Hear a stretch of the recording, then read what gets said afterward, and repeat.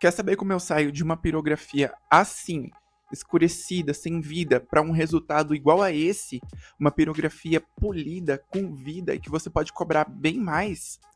Vem comigo que nesse vídeo eu te ensino.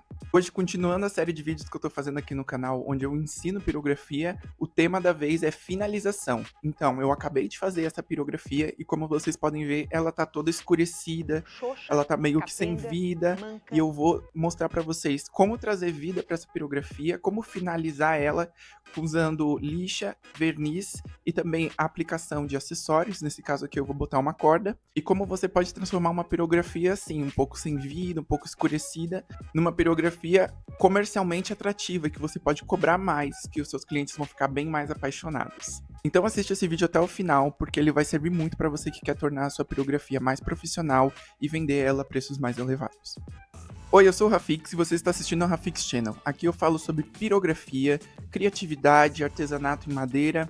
Então já se inscreve para não perder os próximos vídeos, porque toda semana sai vídeo novo. E deixa o seu like, né? Vamos começar então esse processo de finalização dessa peça.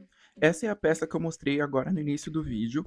Como vocês podem ver, ela está bem definida os traços dela, mas ela tem essas partes escurecidas, que é bem normal da pirografia de você ter. Quando você queima, essas áreas escurecidas aparecem, essas sombras, e acabam sumindo com os detalhes da sua peça. Por exemplo, essa parte inteira aqui está bem escurecida, esse espaço aqui está bem escurecido. Então eu vou mostrar para vocês quais são as lixas que eu uso para dar um jeito nisso. Eu uso sempre esta lixa aqui, que é a 120. Vamos falar um pouquinho então sobre lixa. Essa lixa 120, ela é para madeira.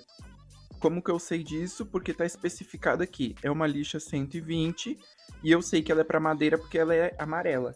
Todas as lixas amarelas, elas são para madeira. Elas são graduadas lá por cor e também por grão.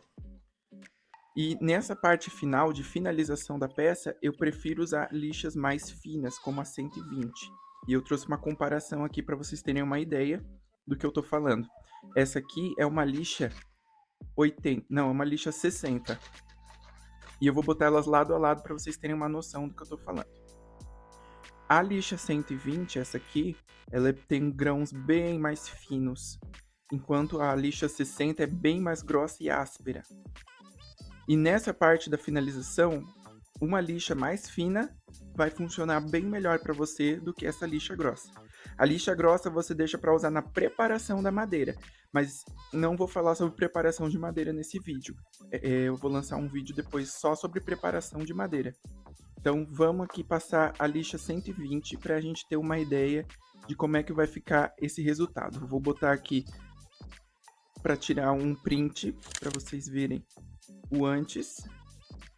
Agora eu vou lixar e depois a gente vê o depois. Oi, gente, passando aqui rapidinho só para avisar que o meu e-book de 100 designs de mandala tá aqui na descrição. É só você clicar no primeiro link para ter acesso a ele e fazer artesanatos assim como esse.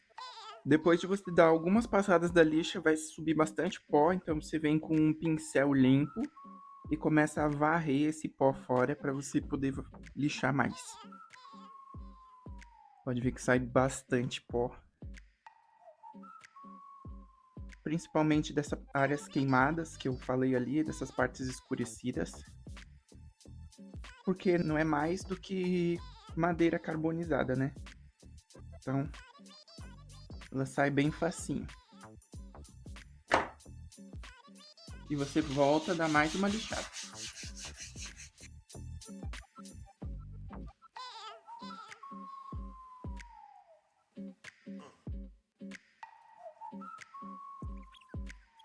Vou dar mais uma dica do que vocês podem fazer para passar a lixa bem uniforme, que é você pegar uma madeira menor assim, nesse caso ela tá até grande demais, podia ser só um taquinho de madeira assim.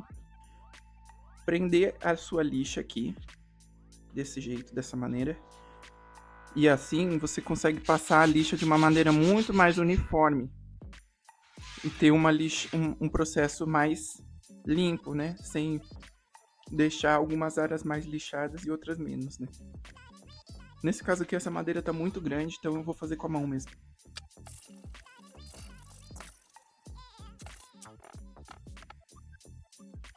Quando passar o pincel é bom passar em todas as direções, já que a pirografia deixa muitas ranhuras. Às vezes passando o pincel em uma única direção, você não consegue tirar todo esse pó.